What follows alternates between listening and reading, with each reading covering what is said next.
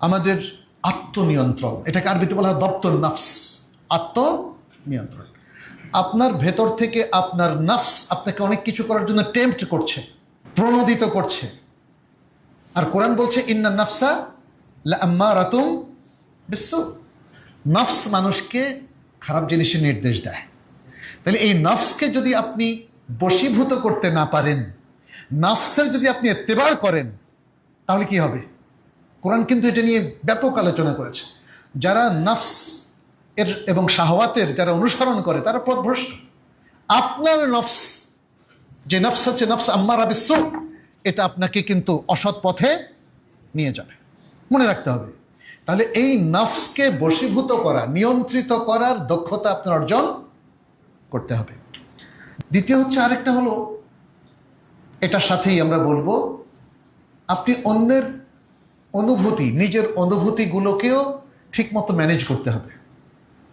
একজন মানুষ আপনার কাছে প্রত্যাশা করে ভদ্র ভাষা, সুন্দর বিনয়ের সাথে বিনয়ী ব্যবহার। আপনি তাকে খুব কঠোর গালি দিলেন, তার হৃদয়টা খানখান হয়ে যাবে না? আপনিও মানুষ, তিনিও মানুষ। তাহলে আপনি অনুভূতিটাকে ঠিকমতো তো পরিচালনা করেন নাই।